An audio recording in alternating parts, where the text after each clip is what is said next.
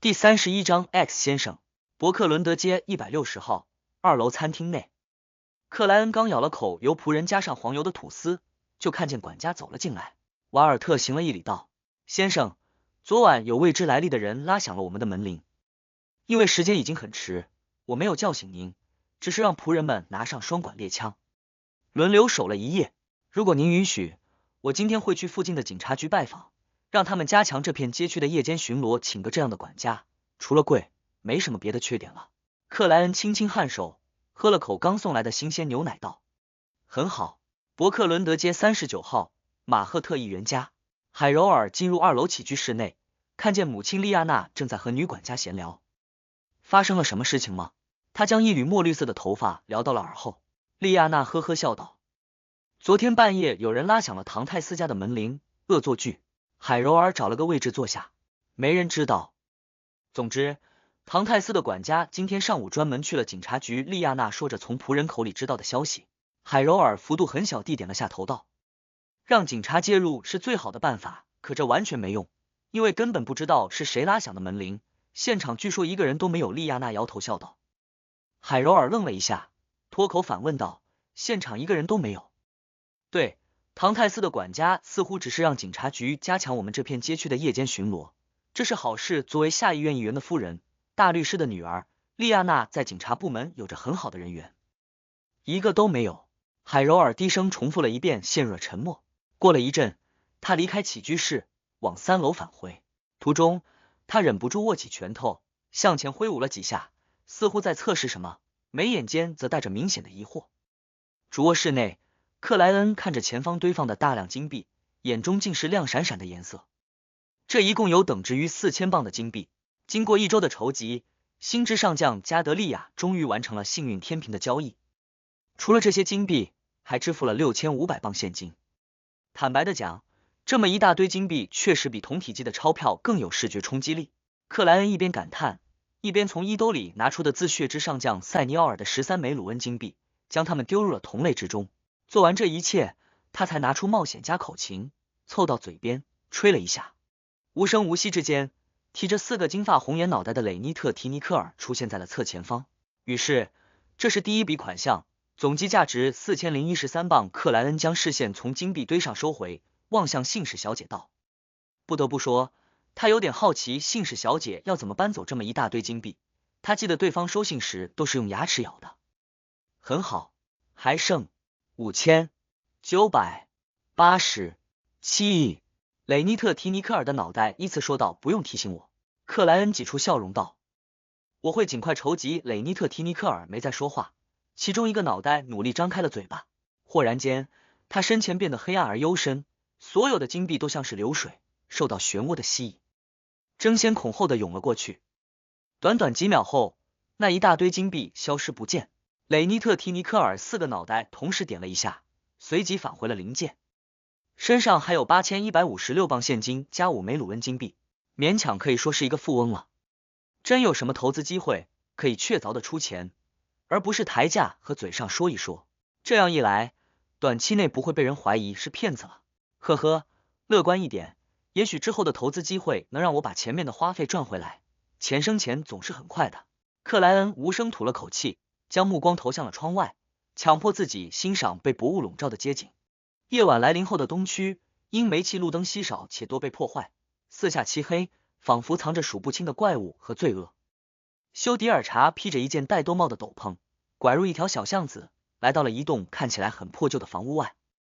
这是他之前对福尔斯提过的东区新聚会。休没急着按约定的暗号敲门，而是先低头审视了下自己的穿着和打扮。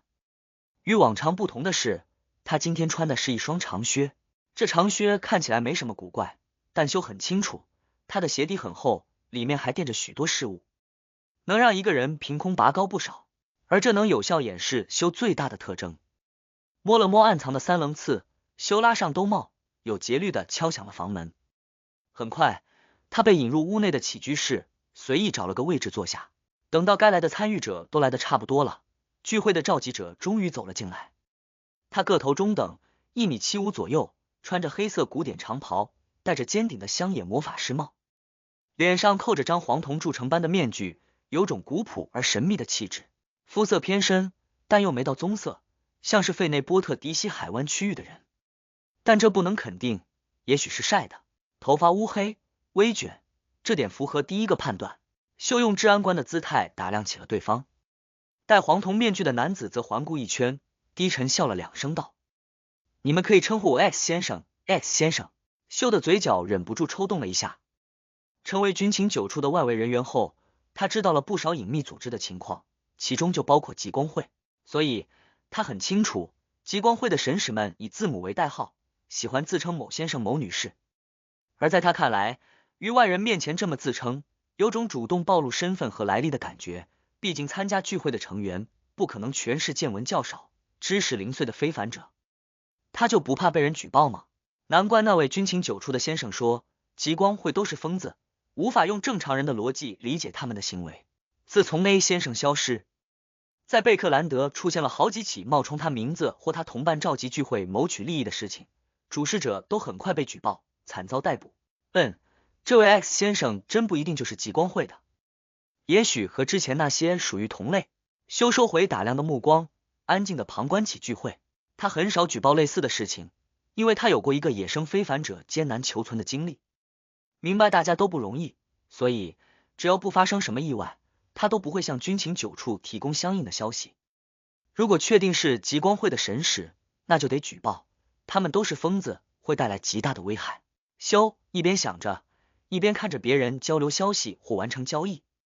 他没有深度的参与，一是因为没有太感兴趣的物品和情报出现，二是在为审讯者磨药攒钱。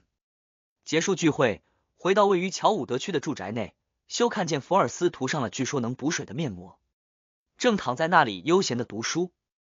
怎么样？那个聚会怎么样？福尔斯假装漫不经心的问道。修将斗篷丢到一旁道：聚会者不少，出现的物品也很多，但还集中于低序列，初次聚会肯定不会有人直接拿出好东西。福尔斯放下手里的小说道。修点了下头道，聚会的组织者自称 X 先生，可究竟和 A 先生有没有关系？没人知道。X 先生疑似极光会神使，会不会是路易斯韦恩？福尔斯精神一振，慵懒后靠道，他长什么样子？他戴了面具。修白了福尔斯一眼，你以为我的视线能穿透障碍吗？不，我的意思是他的整体形象。福尔斯在自家老师多里安·格雷那里见过路易斯韦恩的全身像，知道对方的形象特点。作为一名治安官，修毫不费力就还原了 X 先生的形象，并疑惑地说道，不管和 A 先生有没有关系，取这样的名字都很可能被举报，他就不担心吗？福尔斯听完修的描述，看过他借助治安官能力展现出来的画像，心中已是暗喜，觉得 X 先生很可能就是亚伯拉罕家族的叛徒。路易斯韦恩不担心举报是因为他是旅行家，有什么意外可以从容逃走。如果官方组织按照对付 A 先生的经验来，确实没办法留下他。福尔斯无声嘀咕，没再多谈这个话题，转而问起了别的事情。等到修去洗澡，他忙用占星人的能力询问起自己的灵性，将路易斯韦恩的形象与 X 先生的形象重叠在了一起，获得了他们就是一个人的答案。真的是。福尔斯站起身，在客厅内又激动又欣喜的来回踱步。他第一个想法是举报给各大教会，并附上目标有旅行家能力的提示。旋即想起之前有尝试雇佣世界先生刺杀路易斯韦恩。不管怎么样，先问下世界先生有没有空闲，要不要接这个任务，不能得罪了他。想到世界先生的所作所为，福尔斯莫名打了个寒战。有了决定后，他先确认了修还在泡澡，短时间内不会出来，接着就开始向愚者先生祈祷，请转告世界先生，极光会神使路易斯韦恩已经出现，大概率是旅行家，代号 X 先生。第32章初次审查。听到虚幻层叠的祈求声时，克莱恩正坐在4轮马车上，从圣塞摩尔教堂返回伯克伦德街。一位女性，不是太着急。对此，她仅能做出最粗略的判断，没法立刻去灰雾之上给予响应。扫了眼窗外驱散黑暗的煤气路灯，克莱恩收回目光，端起白釉瓷香精茶杯，轻轻抿了一口。侧方的理查德森见状，鼓起勇气道，先生，我已经想明白了。您说的很对，所有人都是从没有经验、很少经验成长起来的。感谢您给我这样一个成长的机会。确认戈多普斯和他那一帮人死亡后，他终于不再担心，开始考虑自己的职业生涯。短时间内连续更换雇主，对一位仆人来说是相当大的污点。一旦从道恩堂泰斯这里辞职，理查德森相信自己很难再继续做贴身男仆，这于他而言将是极大的损害。这不仅仅因为贴身男仆的年薪最少也有25磅，远胜非管理类的其他职位，和女主人的贴身女仆相当，还在于贴身男仆和贴身女仆是下人里最有机会成为管家的人。他们跟随男主人或女主人，帮他们处理琐事，做他们的传声筒，当他们的助手，能有效培养自身的能力，全面的掌握管家的各种技巧，并借此成为雇主的亲信。只要有机会，就能相对轻松的转为庄园执事、管家助手、副管家，一步步提升为管家。理查德森确实渴望平静的生活，可这不表示他就愿意一直做仆人。他毫无疑问的想要凭借自己的努力，得到更多的薪水，获得更高的地位。而一个富豪家庭的管家就是他的终极目标。现在明白，不算太晚。克莱恩笑着回应了一声，许可理查德森留下。回到伯克伦德街160号，他一边吩咐女管家塔内亚让厨房为自己准备一份11点半的夜宵，一边上至3层，脱掉外套，进入浴室。此时，浴缸内已经有女仆提前5分钟放好了温度合适的热水。克莱恩没急着泡澡，来到灰雾之上，弄清楚了刚才是谁在祈祷。X 先生，旅行家，魔术师小姐的效率不低啊。不知不觉，他也成长起来了。克莱恩自语了几句，认真考虑后，他具现出世界格尔曼斯帕罗，让这个假人在弥漫的灰雾里祈祷道：“给我时间、地点和更多的情报，只有这样才能行动。”克莱恩的想法很简单，那就是旅行家的能力相当有用，但道恩唐泰斯很难长时间的离开伯克伦德街或一直待在房间里。如果魔术师小姐那边能提供详细可靠的情况，做一次刺杀不会影响什么。可若是让世界从外围一点点搜集消息，那肯定是没法办到的，会影响自身更重要的事情。很快，魔术师福尔斯做出了回复：我尽快搜集，因为 X 先生的聚会还没确定下次是什么时候，在什么地方，所以他只能耐心等待。敲定了这件事情，克莱恩回到现实世界，脱光自己，躺进了浴缸。温暖的水流包裹过来，他舒服的眯起了眼睛，觉得身体和心灵的疲惫在一点点被洗涤。他这段时间已经好几次去圣塞摩尔教堂听埃莱克特拉主教讲解夜之启示录，又掌握了2位内部看守者的形象和特点。不过，因为还未出现重复，他依旧无法确定看守者们轮流值守的规律，而这样的行为同样会带来麻烦。克莱恩睁开眼睛，望着上方的水雾，在心里叹息了一句：第一次审查应该快来了。一位经常出入圣塞摩尔教堂内部区域的人士，大概率会受到职业者们的审查，而在他来历还不是那么清晰的情况下，类似的事情更是接近必然。如果没做审查，对职业者来说就是一起严重的失职事故。克莱恩缓慢吐了口气。圣塞摩尔教堂的地底，伦纳德缓步走出了一个安静到无声的房间，他碧绿的眼眸此时像是染上了黑色的怪水，有无数虚幻的泡沫和涟漪出现又消失。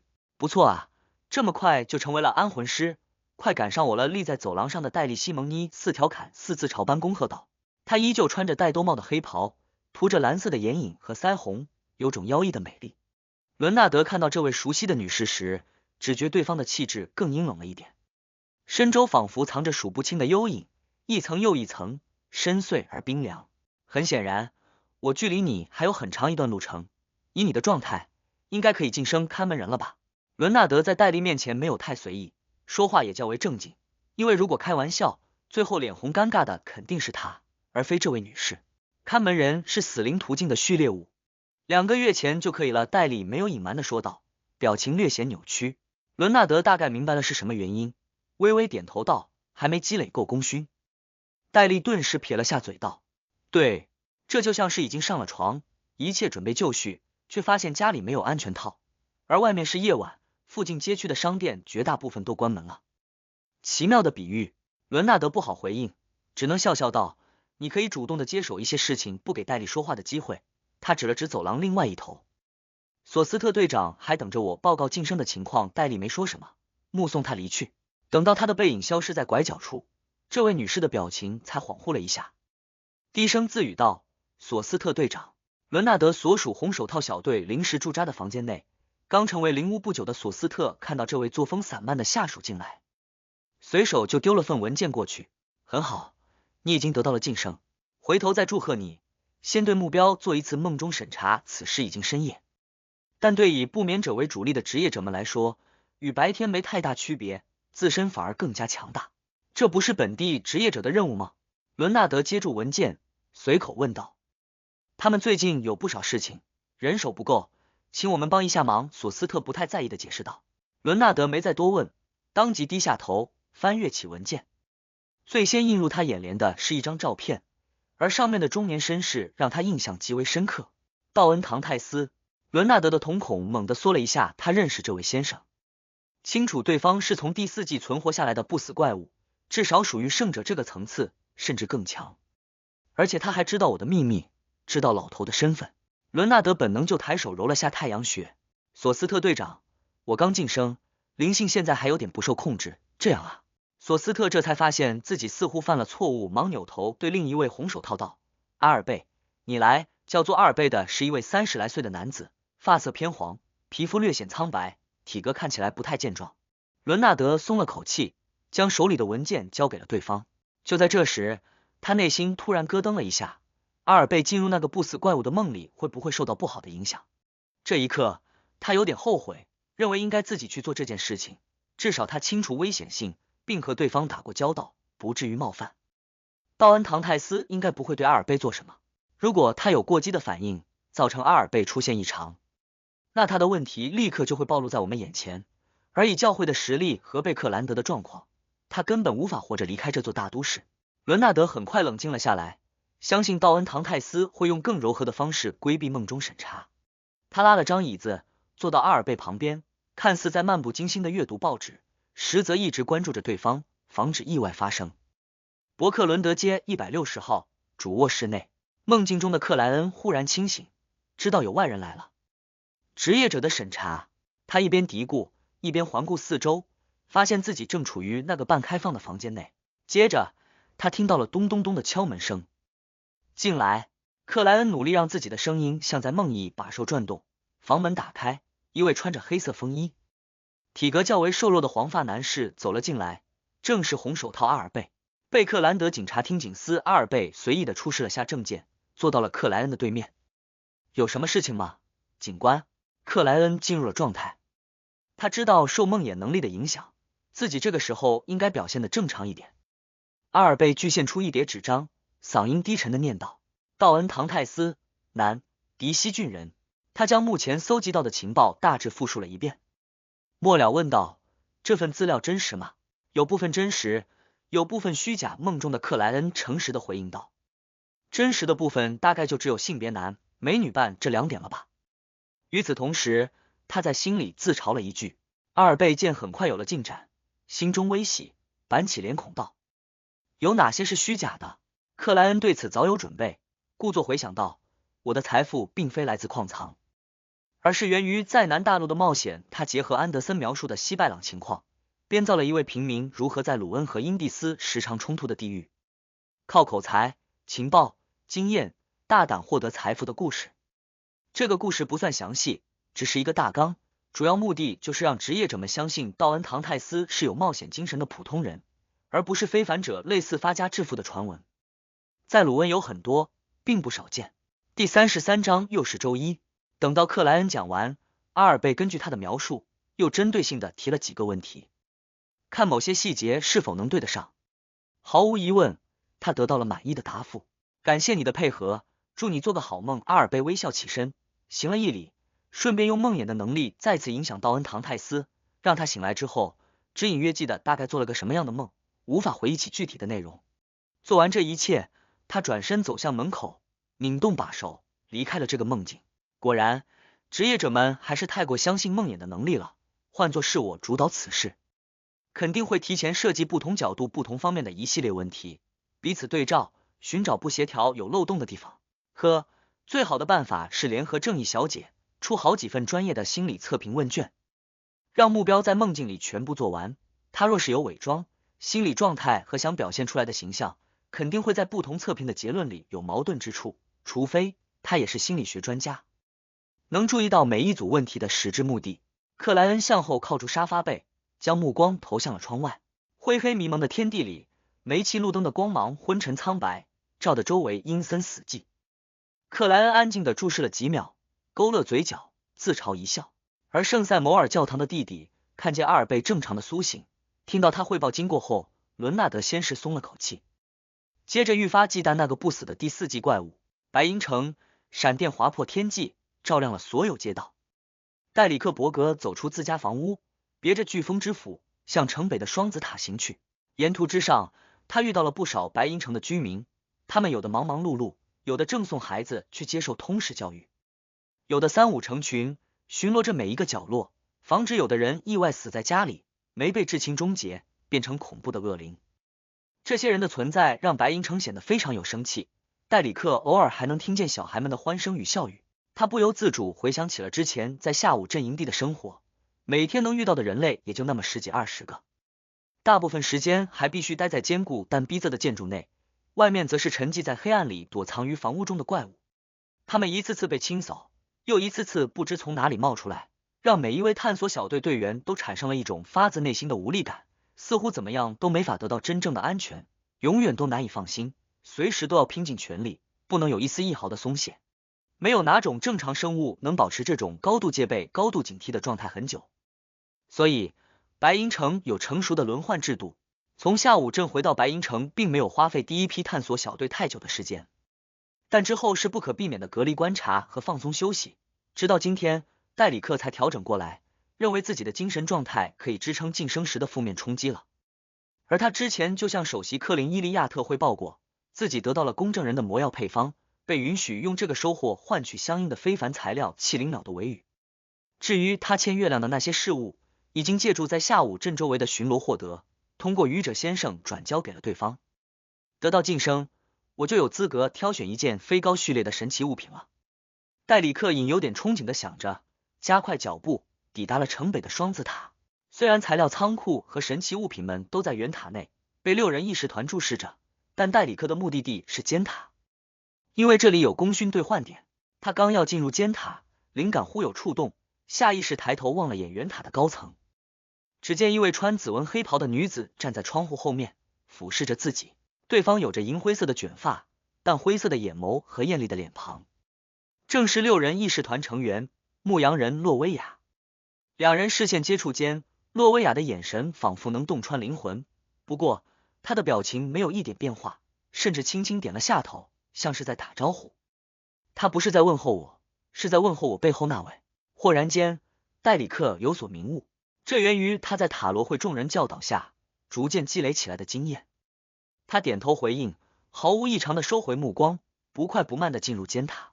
夜里的拜亚姆斯港，沿中线布置有奇怪主炮的黄金梦想号驶到了码头旁。达尼兹提着反抗军送的本地特产，边笑容满面的往后挥手，边沿着舷梯登上了甲板。这段时间，他在这里过得非常舒坦。作为送军火、送粮食、送少量非凡材料的特使，他得到了相当高的礼遇，每天不是喝酒吃肉，就是吹牛打猎，甚至还被邀请去旁观了海神赐予信徒祝福的仪式。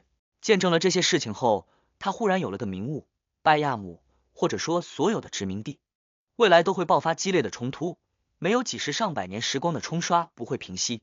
所以达尼兹决定下次再来就卖掉自己在拜亚姆的绝大部分房产，只留其中一栋，然后找机会在英蒂斯首都特里尔、鲁恩首都贝克兰德以及风光绝佳、安宁平和的乡村等地方买房，正好可以回诺西埃小镇一趟，看看老头和妈妈。房子可以少买一栋，给他们弄个葡萄园。达尼兹再次向热情的反抗军们挥手，他旋即挺起胸膛，得意洋洋地对花领杰约德森道：“船长在哪里？我要向他汇报这段时间的情况。”约德森不屑地啧了一声：“当然在船长室。”与此同时，他在心里腹诽道：达尼兹这家伙和格尔曼斯帕罗攀上关系后，越来越骄傲了。不过，那个疯狂的冒险家真的可怕，竟然成功狩猎了血之上将。嘿，达尼兹笑了一声，迈着欠揍的步伐进入船舱，见到了冰山中将艾德文纳·爱德华兹。他瞬间收起那副挑衅的样子，舔着脸笑道：“船长，我已经完成任务了，具体的经过艾德文纳放下手中的书籍，开口问道。达尼兹早有准备，详细描述了这段时间的经历，并夸大了自身的作用。末了道：船长，我有遇上格尔曼斯帕罗，他让我询问你精灵歌者夏塔斯的尸骸和那个黄金酒杯是否有异常。艾德文纳没有直接回答，起身走向了船长室角落，那里摆放着一个黑色的木箱。黄金梦想号在这次起航后才会前往苏尼亚岛，所以夏塔斯和莫贝特的尸骸还在船上，被艾德文纳收入了特意准备的箱子里。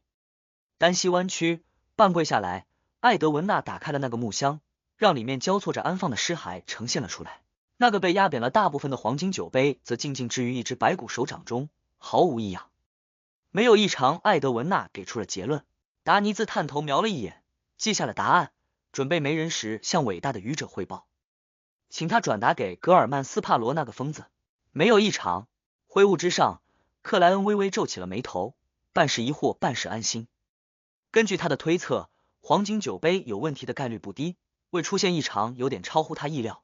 不过他也喜欢这个答案，因为他不希望夏塔斯和莫贝特的安眠被打扰。也许是要有额外的催化条件，呵呵，希望永远凑不到。克莱恩自语了2句，将目光投向了杂物堆里的格罗塞尔游记。由于暂时没有进入集体潜意识大海的办法，加上最近的重心是安提戈努斯家族笔记，所以他推迟了第2次探索书中世界的计划。呼，克莱恩吐了口气，收回目光，准备起这周的塔罗聚会。贝克兰德时间，下午3点整。一道道深红的光芒在斑驳长桌两侧亮起，固化为模糊的不同的身影。奥黛丽的心情如往常一样不错，甚至更好，因为他的哥哥希伯特霍尔拍电报告诉他，贝克兰德脚踏车公司那10%的股份已经敲定，总价12000金镑，而且他不需要赶回贝克兰德签字，在哥哥希伯特出发前，他就已经在2位律师见证下签署了全权委托协议。他目前只需要等到一切完成，再签一份确认书给哥哥。奥黛丽嘴角优雅翘起，站起身来，向着青铜长桌最上手灰雾笼罩中的人影道：下午好，愚者先生，愿愚者先生庇佑，今天有迷幻风铃树果实的线索。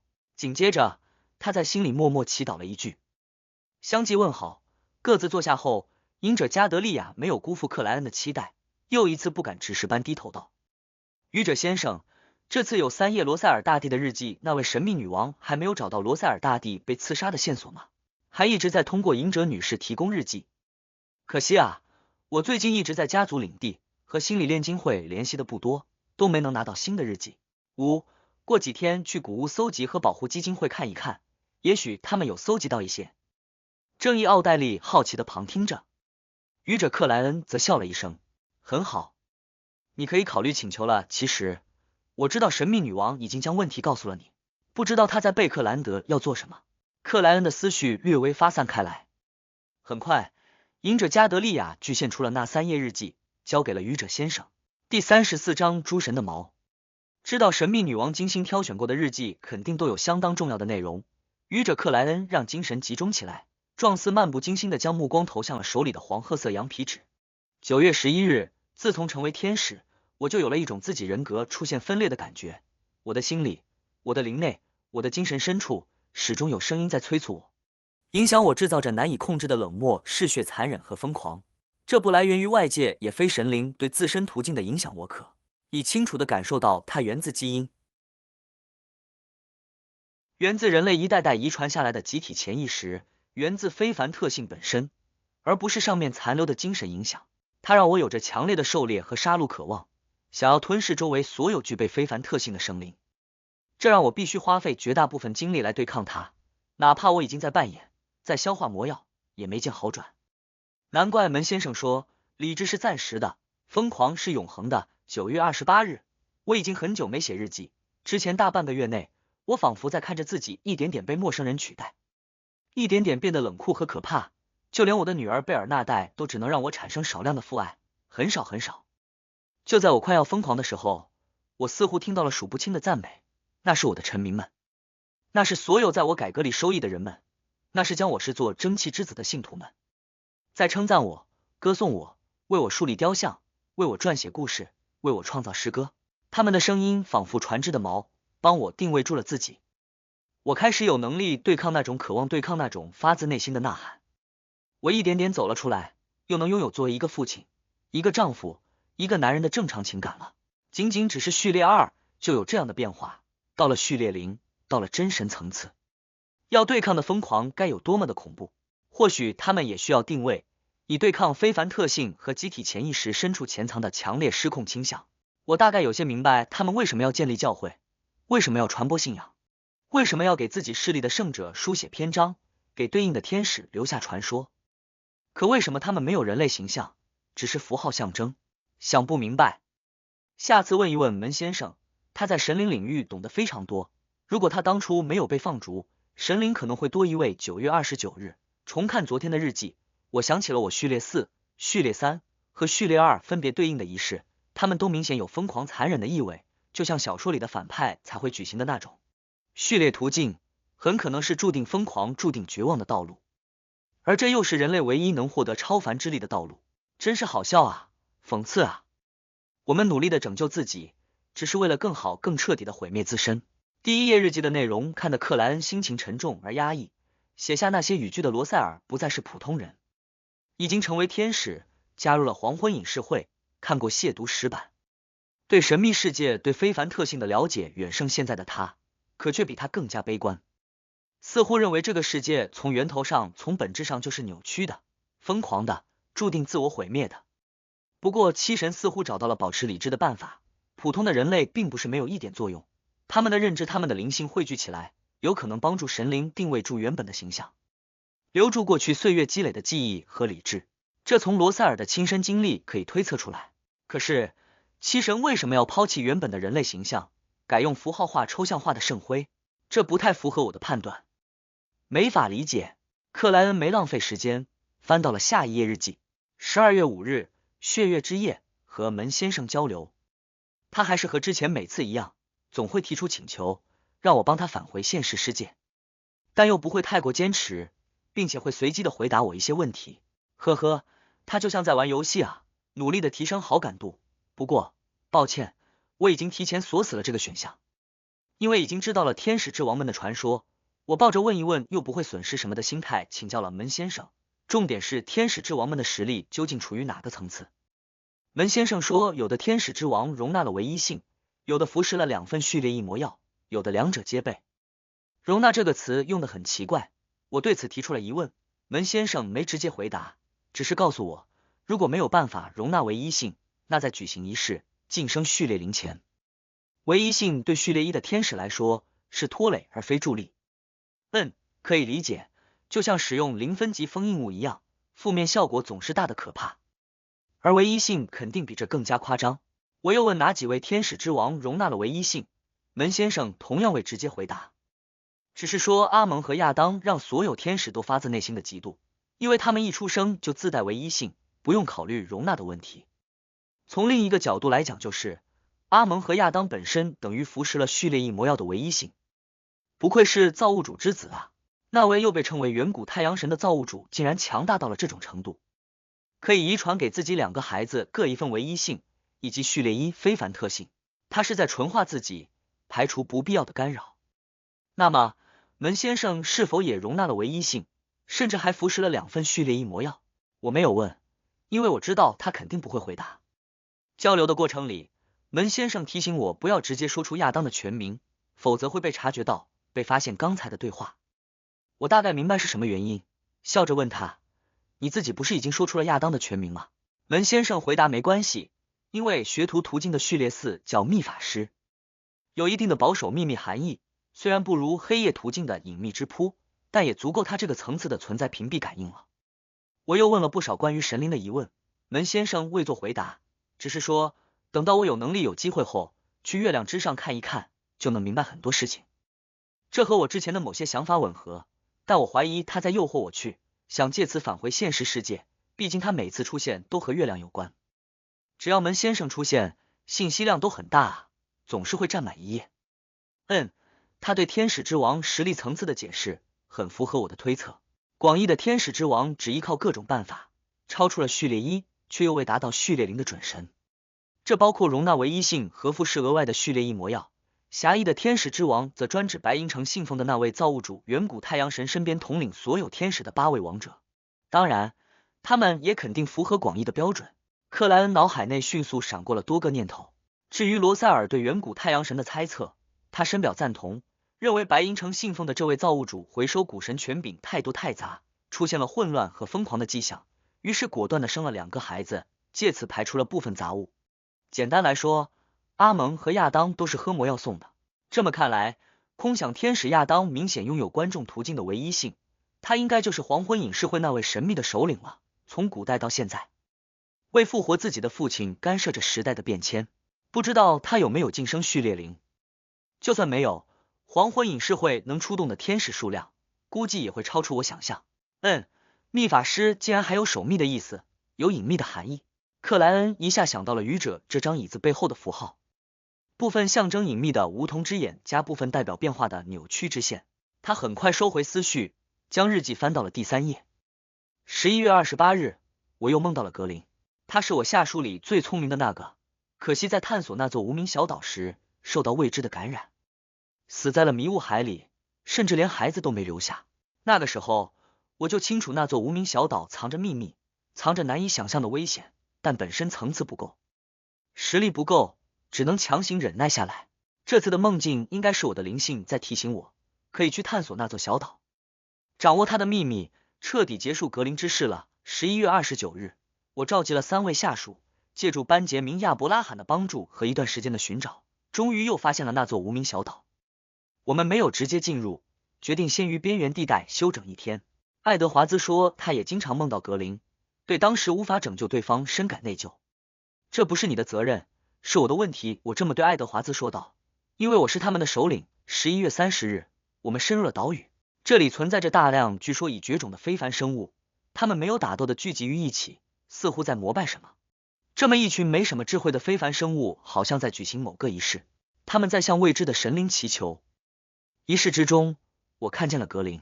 第35章转达，在无名小岛受到感染却早死去的格林又出现在了那座无名小岛上。大帝，你什么时候改行写恐怖小说了？而且后面呢？克莱恩的目光凝固于第3页日记的最后一行，发现再没有更多的内容。除此之外，他对罗塞尔大帝描述的非凡生物奇异聚集，不知在膜拜谁的情况，同样有种惊悚的感觉。要知道，并非所有的非凡生物都有智慧，能够沟通，其中大量属于失控的怪物，只有疯狂的本能，而这些失控的怪物竟聚集在一起，膜拜未知的存在。可惜啊，大帝没留下那座无名岛屿的坐标。不过，就算他有留下，我目前也不敢去。万一受到感染，在外界死去，与岛内浑噩重生，就麻烦大了。至少本身得有序列4，甚至序列3，才有底气去探索。克莱恩一边想着，一边让手里的日记消失，侧头望向隐者加德利亚，含笑说道：“你的请求是什么？”隐者加德利亚没有考虑，直接问道：“尊敬的愚者先生，我想知道罗塞尔大帝是否曾经加入过一个非常隐秘、非常古老的组织。非常隐秘、非常古老，黄昏隐士会。罗塞尔大帝曾经是他们的成员。”正义奥黛丽忽然想起了之前听愚者先生说过的那个组织。倒吊人阿尔杰也回忆起了相应的事情。他记得正义小姐描述贝克兰德欲望使徒事件时，有提及一个神秘的组织。当时愚者先生告诉成员们，在外界不要说那个组织的名称，因为凡有言必被知。这样一个组织确实很符合罗塞尔大帝的层次。阿尔杰在心里点了下头。愚者克莱恩想到的则是另外一件事情。神秘女王对日记的挑选经验是模糊的，她无法准确的针对提供的内容发问，也就是说，她大概率只能知道某个节点的日记很重要，藏着关键的信息，或者可以从笔记上判断出罗塞尔书写时的情绪。至于隐者女士的问题，对克莱恩来说没有任何难度。他微微一笑道：“是的。”与此同时，他在心里默默提醒了自己2句。以后得防备神秘女王的问题与提交的日记内容无关。还好，我之前已经看了不少罗塞尔日记，对大帝有较为充分的了解。说完之后，他未做补充，转而笑道：“该你们了。”他不直接说黄昏隐士会，是想着下次还能就这件事情再回答一次。隐者加德利亚随之行了一礼，表示感谢，然后望向魔术师道：“我想知道亚伯拉罕家族直系后裔的线索，1000镑他开价开的毫无心理负担，因为神秘女王肯定会给予相应的补偿。为什么直接看着我说，他已经知道我老师是亚伯拉罕家族的成员了？魔术师福尔斯先是一惊，旋即又觉得不算意外，因为这件事情对隐者女士之外的塔罗会成员而言不是秘密，他们在与隐者女士完成交易时偶然提及很正常。虽然1000镑非常诱人，但福尔斯并没有想要出卖老师的情报。他活到现在，真诚对他好的人一只手都数得过来，所以非常珍惜这种情感。斟酌了下，魔术师福尔斯开口道：你找他们做什么？如果你能提供理由，我可以转达他们，至于是否会有后续的发展，全看他们的意愿，我无法确定。果然，她是一位看似普通，实际藏着许多秘密，做事非常谨慎和细心的女士。隐者加德利亚暗自感慨了一声，轻轻颔首道：这很合理。我寻找亚伯拉罕家族的直系后裔，是希望得到门先生的情报，你将这一点转达给他们，看是否有合作的机会。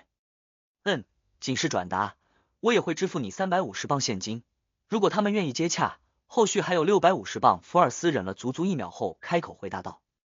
成交说完之后，他才品味起隐者女士话语里潜藏的意思。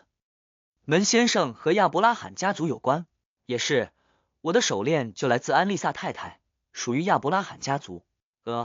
老师还不知道，我已经知道他是亚伯拉罕家族的人，只能在信里随意提一句，说与某个圈子聚会时，听到有人在找亚伯拉罕家族的直系后裔，涉及什么门先生的事情，也不清楚老师会有什么样的反应。这个时候，旁边的正义小姐则由衷的为朋友高兴，感觉对方终于摆脱了破产的困境。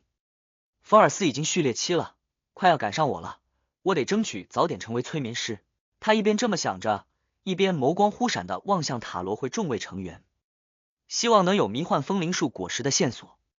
正义小姐的目光真让人难以拒绝啊！魔术师福尔斯略显不好意思的低下了脑袋，因为他的几个圈子里始终未出现迷幻风铃树果实的线索。对面的倒吊人阿尔杰沉吟了2秒道：我有线索，但至少得2周之后才有可能去获取。他确实有线索，很早前他和麒麟格斯深入那座原始岛屿时，有发现一株迷幻风铃树，只是碍于实力不够，没尝试靠近。而如今他有了晋升序列5的希望，自然不想放过赚钱的机会，毕竟他还欠着星之上将海怪消息费。之所以现在就提，是因为这属于某种意义上的宣示主权，到时候他会和世界一起探索，各自要获得什么最好提前说清楚，免得产生矛盾。当然，这样一来，对付迷幻风铃树时，世界格尔曼斯帕罗大概率会站在一旁看，不提供任何帮助。没问题，奥黛丽一阵欣喜，甚至没问价格，他都已经开始考虑6月份回贝克兰德后，找个理由找个借口，直接向心理炼金会购买。随着这2笔交易结束，因为各位成员暂时没别的需求，所以在隐者加德利亚重复了一遍神话生物血液的搜集，月亮埃姆林又一次提出寻找原始月亮剩下的4位信徒后，塔罗会进入了自由交流环节。太阳戴里克自动自觉的开口道：我已经成为公证人，这个不需要告诉我们。倒吊人有种想捂住脸孔的冲动，但还是沉稳平静的回应道：公证人虽然会获得体质上的极大增强，但依旧偏辅助，公证有效的能力可以得到短暂提升，公证无效的能力会遭遇削弱或被强行驱散。同时，公证人还善于制作契约，一旦自己签名认可，序列5也无法违背，就连序列4的半神想强行违约，也要付出不小的代价。作为风暴教会的一员，了解太阳途径的优点和缺点是基本功，所以阿尔杰详细的为小太阳讲解了具体的情况，并提醒他最好挑一件善于控制目标的神奇物品，如果没有，则选攻击力强的那种。谢谢您，倒吊人先生。太阳戴里克由衷的道了声谢。在他心中，整个塔罗会里最伟大最让人尊崇的是愚者先生，最让人佩服最让人向往的是世界先生，而最可靠最好心最善良的毫无疑问是智慧的倒吊人先生。此时月亮埃姆林则在心里想到，这家伙竟然追到了我这个层次，不行，不能被他超过去，我得尽快完成狩猎，得到奖励。他思考了几秒，征得愚者先生的同意，具现出了之前那个细长如同木桩的月亮人偶。女士们、先生们，你们有谁知道它是什么吗？他清楚愚者先生肯定掌握着答案，但手里暂时没有可以用来和这位伟大存在等价交换的事物，所以只能看塔罗会别的成员对此是否有一定的了解。这不就是我在那个聚会上看见的木偶吗？月亮先生已经找到目标了啊！魔术师福尔斯同样好奇的等待着别人给予答案。隐者加德利亚仔细审视了几眼，慢慢皱起眉头道：这应该是月亮使者，它是原始月亮信徒用长达几百年的血腥仪式制作的非凡物品，据说有得到神力的融入，每一个都拥有难以想象的恐怖。你在哪里获得的？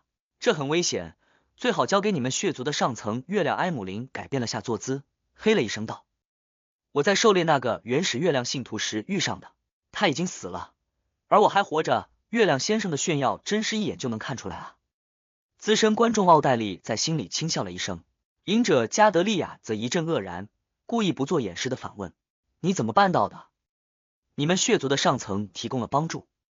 月亮埃姆林张了张嘴，竟有点不知该怎么开口。他这才发现这个话题不适合深入讨论，可他清了清喉咙，望了眼青铜长桌最上首道：我向愚者先生请求了帮助，